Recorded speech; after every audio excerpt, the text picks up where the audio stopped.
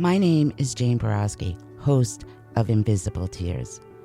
This podcast will be about my story in my words, talking about my own personal experiences in self-healing.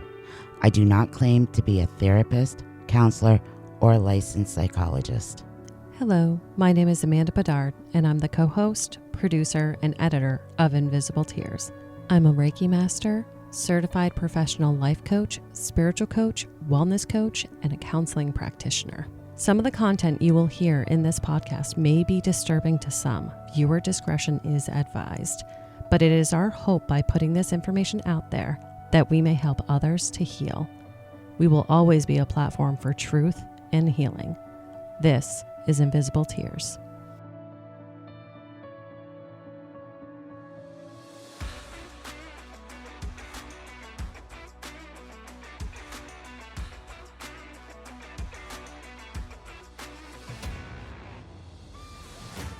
Hi, I'm Jane, And I'm Amanda, Jane's life coach, and welcome to the Jane and Amanda Show. where we focus on mental health and healing.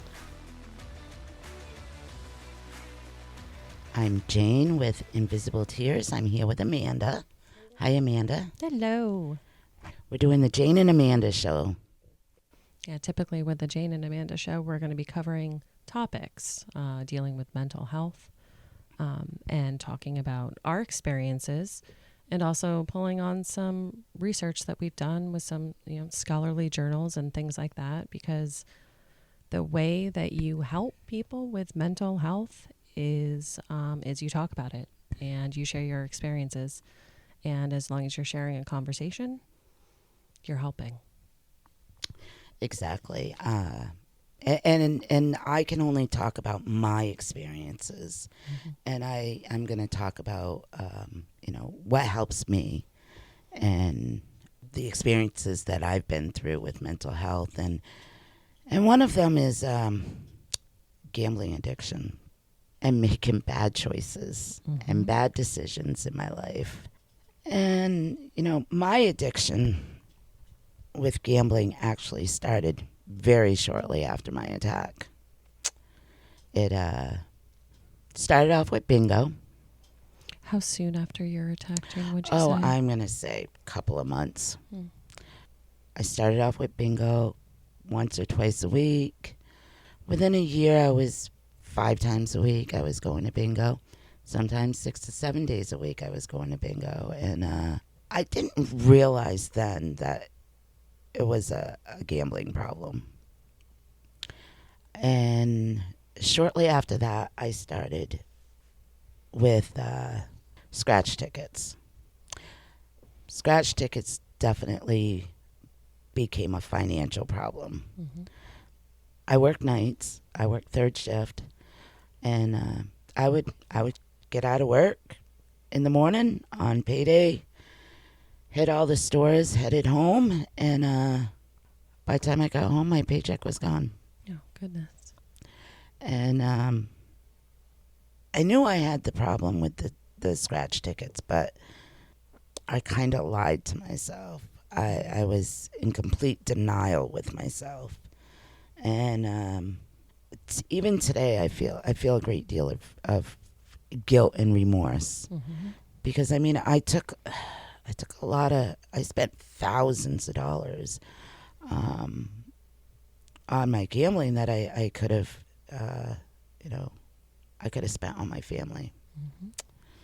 And so there's a lot of guilt there. Yeah.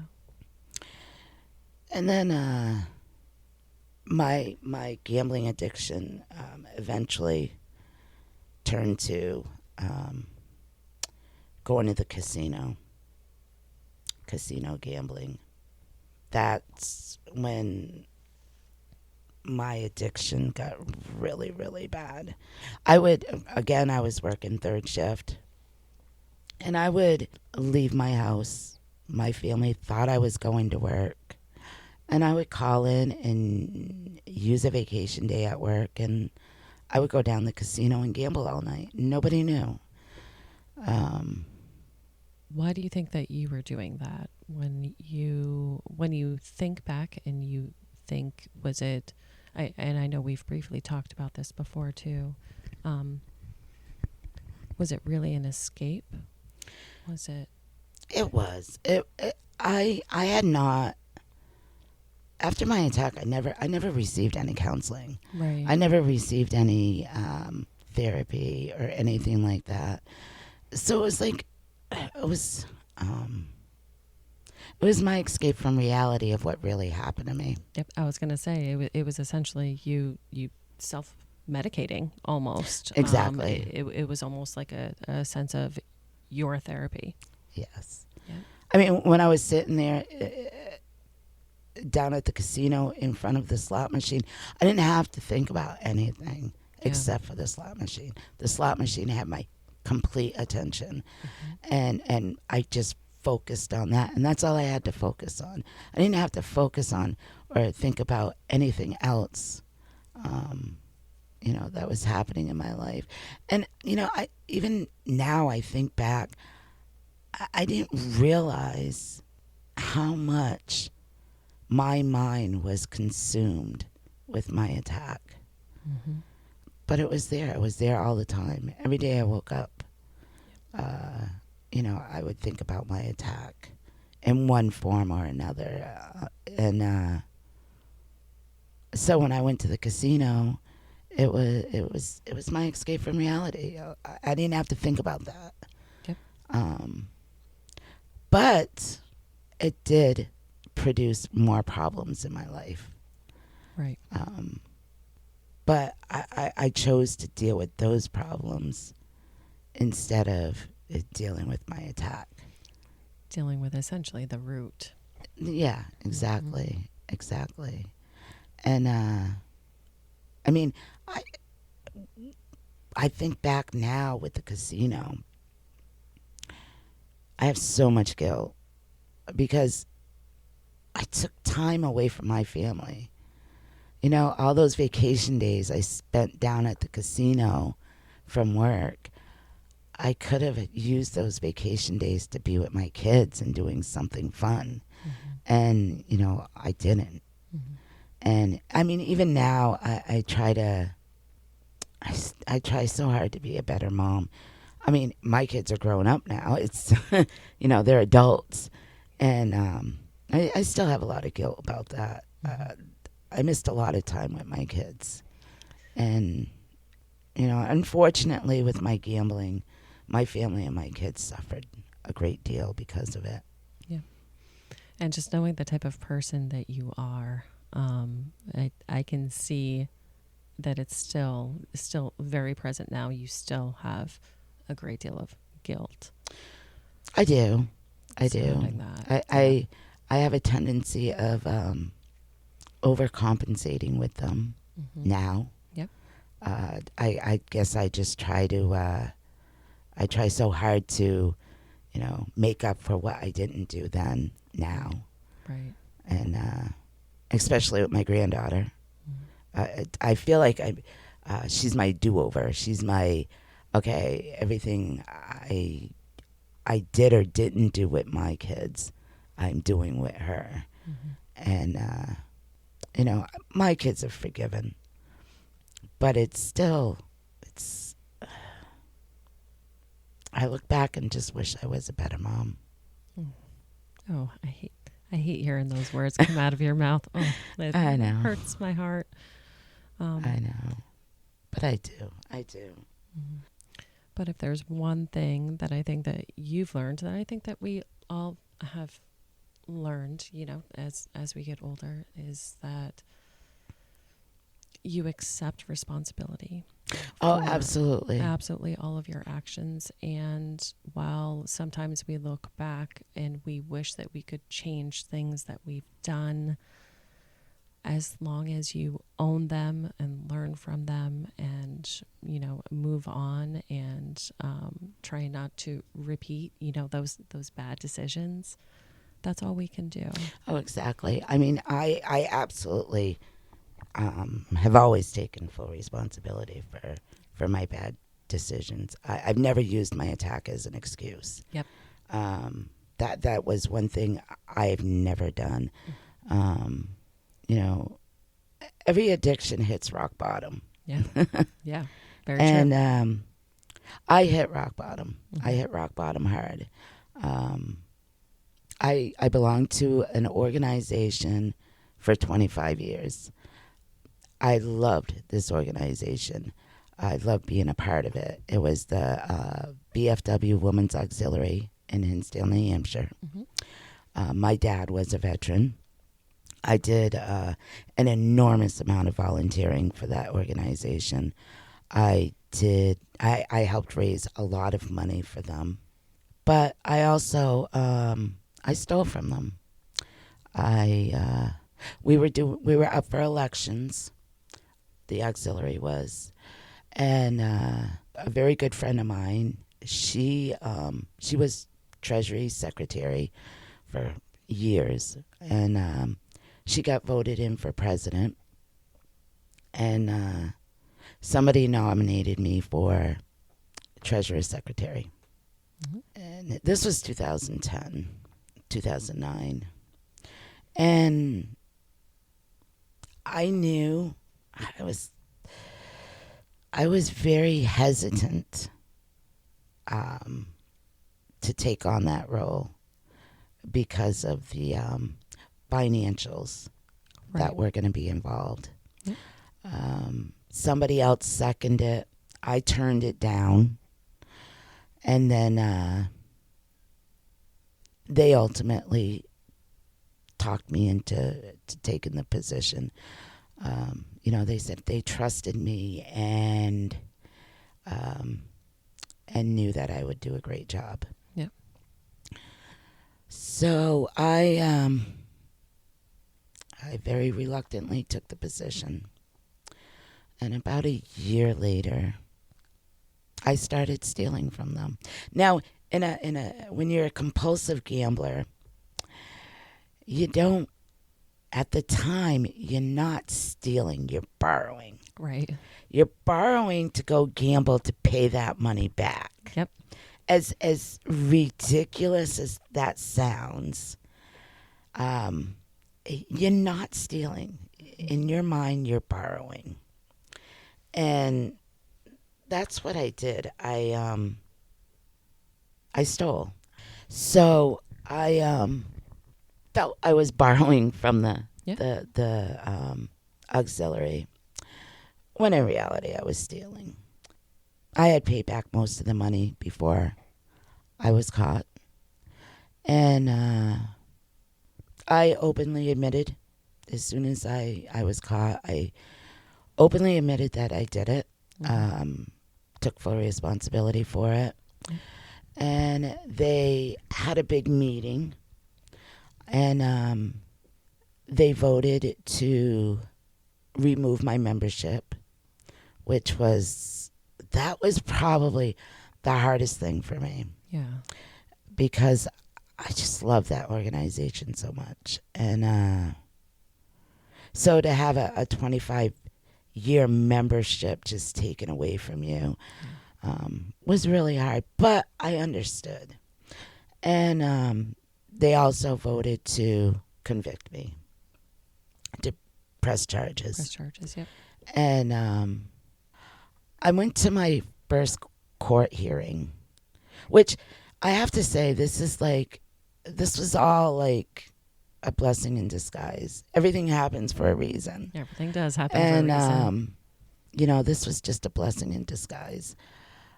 I went for my first court hearing, and this lady came up to me, Jan. Her name was Janet. Very nice. And she said, I have a program. I wanna know if you wanna, be in the program. Mhm. It was called alternative sentencing program. And she said, this is not going to reduce your sentence. Yep. It's not going to help you with your charges. It's not going to help you in any way with all the charges being brought against you. Yep.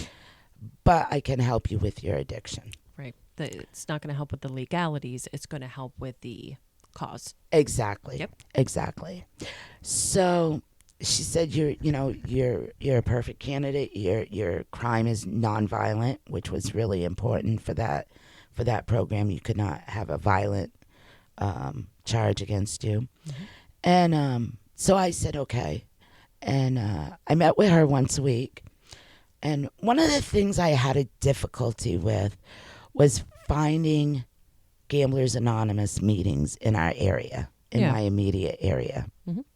I couldn't find any. I've gone online. I went on, I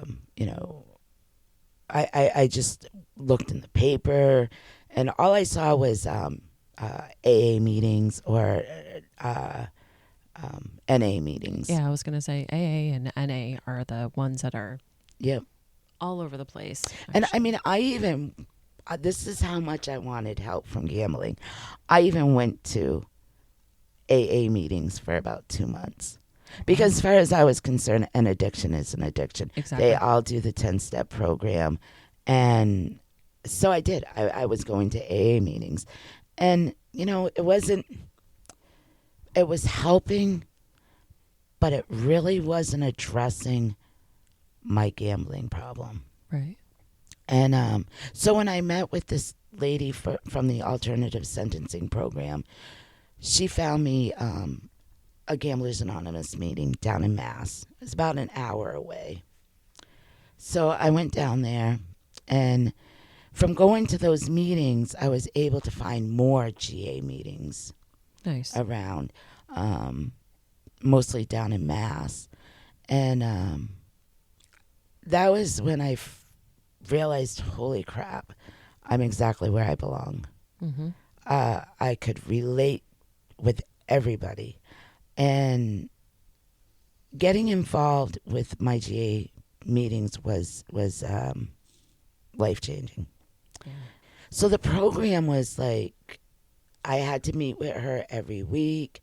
I had to show her proof that I was going to my meetings. She wanted me to go to 2 meetings a week.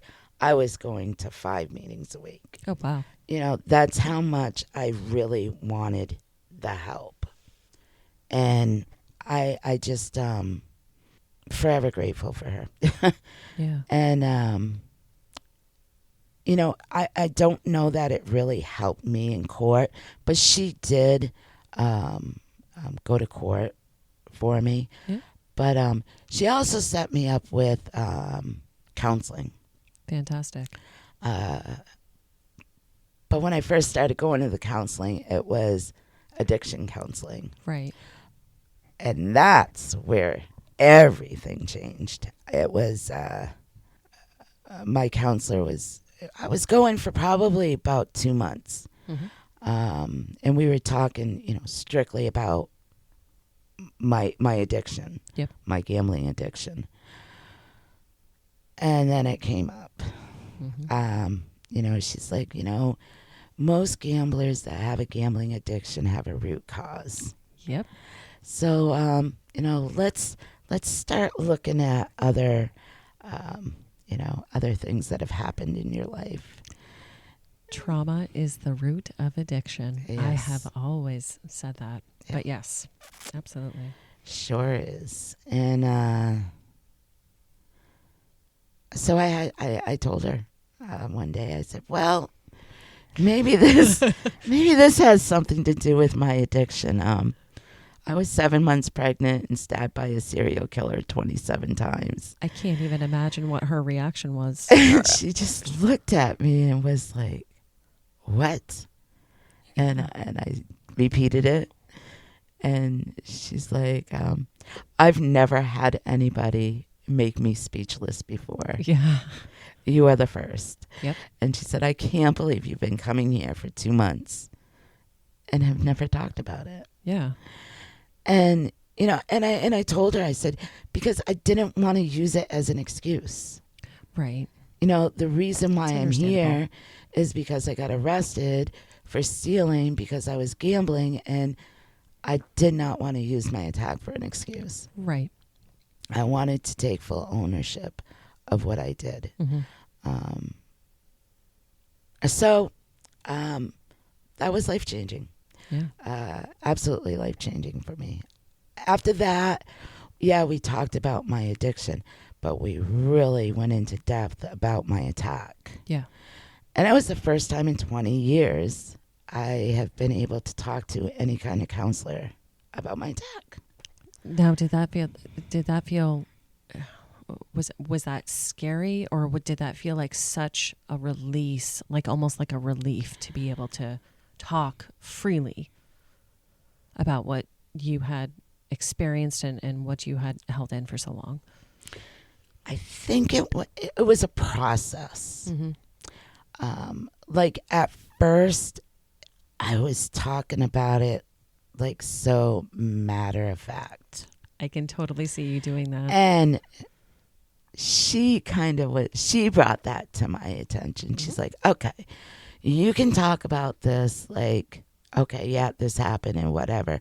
She's like, but now let's really talk about it, about how you feel. Yeah. And then that's when she threw out there, I want to clinically diagnose you with PTSD. And I was like, no, I don't believe I have PTSD. And this is, I was like, because I was so involved with the VFW, the veterans, I was like, veterans have PTSD. They come back from war. They've seen unspeakable stuff. They've been through unspeakable stuff. They're the ones that have PTSD. Right. And she went over to her computer. I'll never forget this day. She went over to her computer, printed out, if not all, most of the symptoms of PTSD. Yeah. And she handed it to me and she said, you have homework. I want you to go home and look at each one of these symptoms, like really look at them, and then come back next week and tell me you don't have PTSD. Right.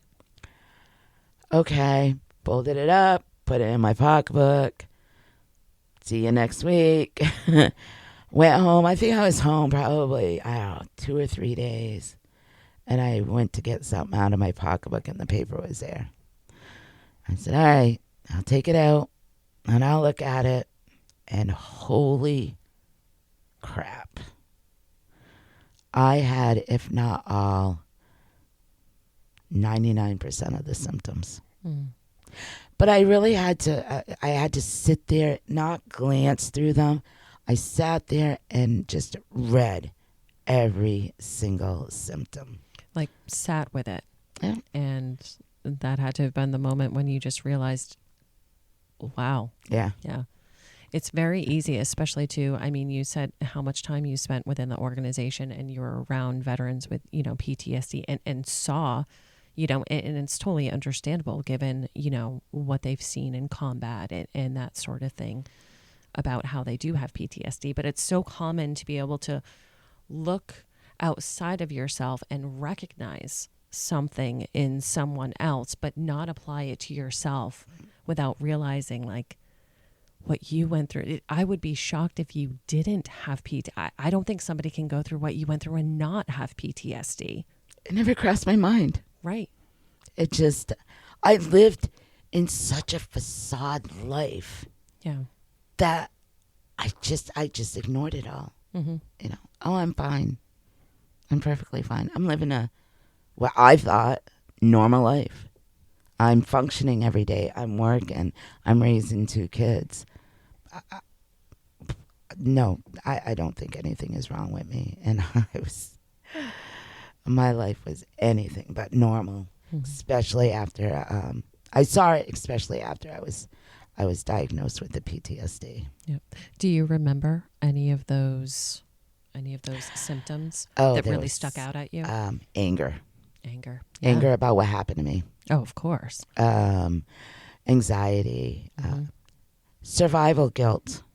We'll be right back after a quick word from our sponsors. And now back to our episode. Survival guilt is a very real thing. Yeah. And I just, I had survival guilt really bad.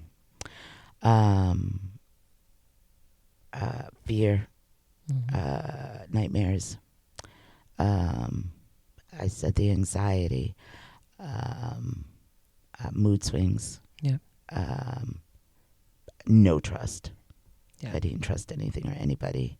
I have to, we'll have to print symptoms up and Yep. and really address them. We'll do that on Yeah. another podcast. But Absolutely. yeah, I mean, I had so many of the symptoms, and I didn't realize how many symptoms there were Yeah. with PTSD, and it was that was life changing. It was life changing, but yet when I went back to her and said, "Okay, I have these symptoms. I have PTSD. Yeah.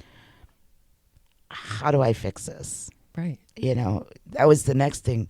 I mean, first it was I sat and cried Yeah. because I was like, "Oh my God, I'm gonna be like this for the rest of my life." Right.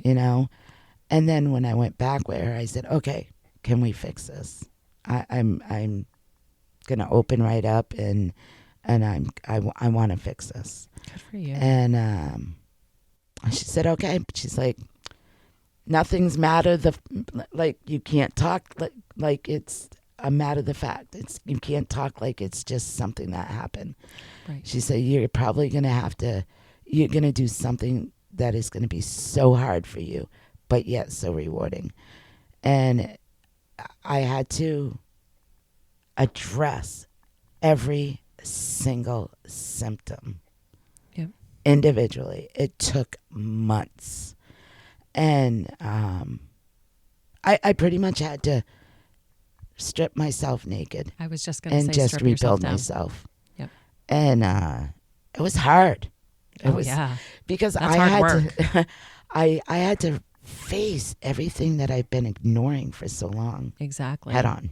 And when you said too that when you first opened up about your attack, and I've even seen it when you were talking as well. When you first opened up about your attack, it's almost like in the conversation with her, it was almost like you had removed yourself from it, and you were speaking of an event, and it was just like reading a fact sheet, like you were just reading a paper, like, oh, like this happened, this happened, this happened, and that matter of removing yourself from the event is essentially it is a coping way to protect yourself because you are actually removing yourself from that event. So with the diagnosis and her being like, this is going to be hard, I can't even imagine addressing each one of those symptoms and the roots. Okay, what makes you angry?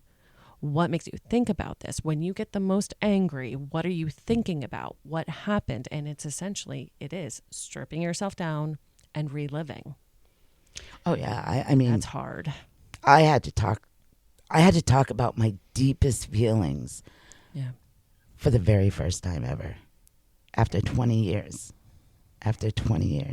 There was so much stuff that I just pressed inside me and never let it out for 20 years. And I just, it was such hard work. Oh my God. Cried a million tears. I can Cried only a million imagine. tears. I And can imagine. but it also saved my life. Yeah. It changed my life. Mm-hmm. Changed me. I finally became the person I always wanted to be. Good You for know? you. I'm not perfect. Mm-hmm. By no means. Mm-hmm. No one is. I don't think anybody is perfect. Mm-hmm. I mean, but I make better choices today. Yep. I make better decisions today. I try every day to be a better person today than I was yesterday. Yep. Doesn't always work, Mm-hmm. but I do try that. Yeah. And, after I was still doing the counseling, and I had to go to court. Yep. And I had my final court date for my sentencing. And, I knew he wasn't going to be soft on me. I didn't expect it, I did it. I admitted it. I take full responsibility for what I did. And I ultimately, I was charged with 6 felonies. I had to pay restitution back, which was right around $600. I had to do 250 hours of community service, and I spent 10 days in jail. Wow. The jail part, I have to say, I was angry. Not because I had to go to jail for what I did. Yep. By no means. I was angry because I did what I did, and I'm taking full responsibility for what I did, and I'm in jail. Yep. But then I think about that son of a bitch that did that to me. I knew that's where you were going. And I thought about that the whole time I was in jail. I'm thinking, I'm in here, and I don't make excuses. Yep. I take full responsibility for what I did, but you can't ignore the fact that my attack definitely has something to do with why I was in jail. Right. And so while I'm in jail, I'm thinking, okay, there is some sense of I am sitting in jail because of what he did to me. Right. And he's never served a day in jail for what he did to me. Mm-hmm. So I guess I had a lot of animosity about that. Yeah. And I was pissed off. And understandably so. You can't help, especially given that you started, going to the counseling, got the diagnosis, realized you had PTSD. I mean, of course you did. How could you not? From that ridiculously traumatic event that you were in, and then you're sitting in jail, and like you said, you've taken full responsibility. You understood you were, you had to do what you had to do. But my mind wouldn't help but go there too. I'm sitting here, yes, because of the decisions and because of the choices that I've made. But had I not experienced what he did to me, who knows? And also, he's never been caught. Exactly. He's never had to take responsibility for what he did. Right. He's never had to pay the consequences or anything. So yeah, I sat in jail pretty angry about that. I'd be pretty salty too. Yeah. And thinking, yeah. And then I was thinking, oh, this is exactly where he needs to be. Yep. I'll tell you what, it was not fun. It was, and I only did 10 days, so, but it was not fun. Mm-hmm. But, even after I did everything, I still felt a great deal of remorse for what I did to the organization, Yeah. to the VFW. And it took me a long, long time to finally say, you know what? You need to forgive yourself. Exactly. You've taken responsibility. Mm-hmm. You've learned from what you did. You've gotten yourself some serious help so you do not repeat your bad mistakes Mm-hmm. or your bad decisions. And I really had to say to myself, you know what? It's time for you to forgive yourself. Yeah. And, I have. I have. I don't gamble. Mm-hmm. I make better decisions in my life. And I just try to be a better person. And there's not much more I could do other than that. Absolutely. No. That's fantastic. I mean, good for you. Yeah, as we're talking about gambling addiction too, I wanted to make sure we actually did a little bit of research, pulled up some scholarly articles and things like that. So if you're listening and you're wondering, based off of our conversation, if maybe you have a gambling disorder, I'm just going to read some of the, symptoms that could clue you into, possibly going to speak to somebody to get some help. If you have, probably at least 4 more of the symptoms that I'm going to read, preoccupation with gambling, a need to gamble with more and more money in order to obtain a certain level of excitement, repeated efforts to stop or reduce gambling that are unsuccessful, feeling restless and irritable when trying to stop gambling, often gambling when feeling distressed or helpless, guilty, anxious, or depressed, continuing to gamble even when money is lost, lying to family members or significant people so they don't know about your gambling, loss of a job, a relationship, a career, or a similar opportunity because of gambling, or relying on others to help out with finances that have been negatively impacted by gambling. In much of my research, these were all very, very, it was essentially all the same symptoms that were outlined for typical gambling disorders.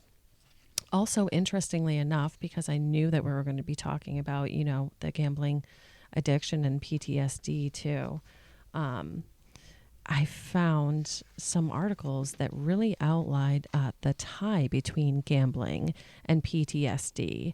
And so there have been a bunch of studies that have shown that people with gambling problems have found that 34% of these people also have PTSD, which is a huge number. It's a huge statistic. And I actually found this noted a couple of times in a couple of articles, this percentage. I would have never thought of this link, but in us talking about it, it makes total sense.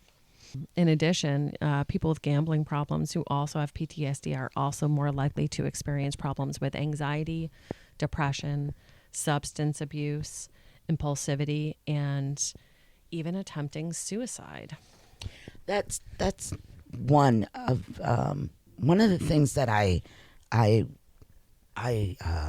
learned from Gamblers Anonymous, which I was just shocked. Problem gamblers have the highest suicide rate of any addiction. 1 in 5 problem gamblers attempt suicide. I attempted it twice. And I would have never connected. I would have never connected. And I know while I was going to my meetings, we had lost 3 people that were going to the meetings to suicide because of gambling. Suicide rate is so high in compulsive gamblers. And it was crazy. It was, but I can relate. Yeah. I always, my suicide thoughts and my suicide attempts were, I thought was more connected to my attack. Right. When in reality, it was totally connected to my gambling. It was connected to the gambling. Absolutely. Wow. Yeah. I would think that it would just be the helplessness feeling and the, essentially being so financially, in the hole and not being able to take yourself out. Mm-hmm. And that's what it is. It's hopelessness, a lot of hopelessness. And it's what I've learned is compulsive gamblers. It's very easy to hide your gambling problem, right? Because you don't smell it like alcohol. You don't have a smell to it. Yep. You're not walking around high or what do I want to say? Like noticeably under the influence. Exactly, under the influence. Mm-hmm. You can hide it very well.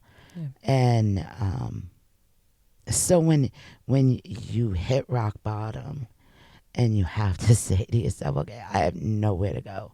Mm-hmm. I've hit rock bottom. I don't want people to know still. I don't want people to know exactly what I've done because I've done some horrible things. And the secrecy of gambling is like so high. It's as if, I know with my gambling, I I lied, I deceived, Mm-hmm. I gambled in secrecy like you wouldn't believe. I mean, I would not, I wouldn't sit in front of a store and scratch tickets because I'd hate want anybody to see me doing that. Yeah. I would go on a back road somewhere and do it. You know, Mm-hmm. I didn't, and with you know, with me going to the casinos, I did it in secrecy because, you know, Mm-hmm. it was easy for me to say I was going to work Yeah. and just go down the casino. But it's when you have to come forward with everything of what you've done and admit everything that you've done, you don't want your loved ones to know. Yeah. Because then you feel like they think less of you. Mm-hmm. And you know they're going to be angry with you. I mean that's a given. And you know you're going through so much with the gambling mentally. By time you have to be open with your family and loved ones, you're just mentally drained and you're mentally exhausted. Mm-hmm. And um and you just don't see a way out. You don't see a way to fix it. You just can't find a way out. You don't know where to go, what to do. And suicide's an option. And yeah, it was an option for me twice. Um, but because of the programs that I was able to be a part of, the alternative sentencing program, which completely changed and saved my life. Yeah. There's help out there. Absolutely. There's You always know, help out there. yeah, you may feel like there's no way that life could be normal or life can go back to being normal. Um, it takes time and it takes a lot of hard work. Yep. But it also takes you to be open and honest, not with just yourself, but with your family and your loved ones. And once you're open and honest and get the help you needed, Gamblers Anonymous was a wonderful program that helped me out a great deal. You know, and gambling does not discriminate. My sponsor, she was wonderful, and she was a nun that stole from a Catholic church. Wow. I could not have been hooked up with a better sponsor Yeah. because, you know, I stole from an organization I loved very much, which I never would have dreamed of doing. Right. She stole from a church that she's committed her life to. Right. And, you know, and they forgave her and said that, you know, she had to go to meetings too. But she got so involved with GA that she started being a sponsor for others. And, you know, I thankful for her too, because she's always called me at the perfect freaking time. She just knew. She was She knew. guided. She knew. Exactly. It doesn't discriminate. Yeah. And it could affect anybody. You know, addiction is horrible. PTSD sucks. Yes. Addiction sucks. Absolutely. But you can't ignore it. Exactly. You can't ignore it. And once you make the decision and you own, you know, what's going on, it's really up to you to, there are tons of resources out there to help, which actually reminds me, we'll make sure in the description to make sure that we put some links to like a national helpline database, the National Suicide Prevention Hotline, and just a couple of resources for anybody that wants to do a little bit more research and maybe look into and see what's available. If you're feeling like, you know, you may have a problem and you want to talk to somebody, we'll make sure and post some resources in the description of this episode to make sure that you guys can hop on and get some help. Absolutely. There's help out there. Absolutely. You just gotta, you gotta want the help. Mm-hmm. And, you know, suicide's not the answer. It's, it may make you feel better at the end because you're painless, but your family still has to. Your family has to live without you. And you don't want to put your family through that and your loved ones. And there's help out there. And you can live a normal, happy, healthy life if you get the help. I mean, look at Jane. I know. Look at me. Yeah, it definitely. I was so lucky to have all the right resources coming to me. It took 20 years, but you know, I never gave up, Mm-hmm.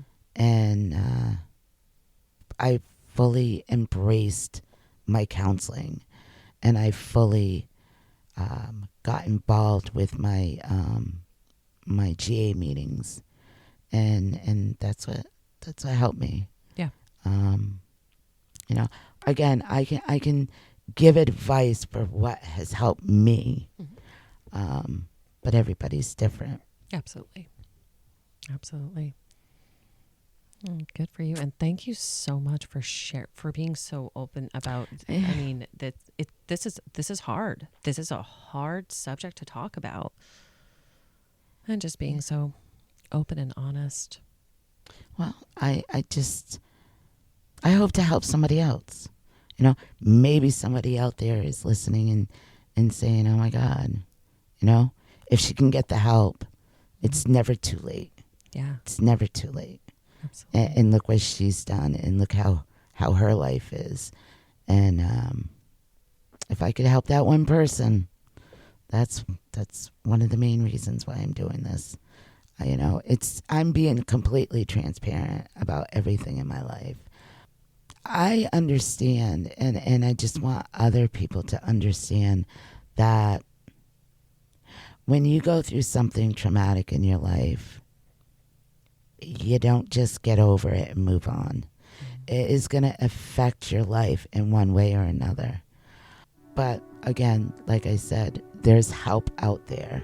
Absolutely. You just got to want it, for one. Mm-hmm. And for two, we're going to try to post as many resources as we can for you to get the help that you may need.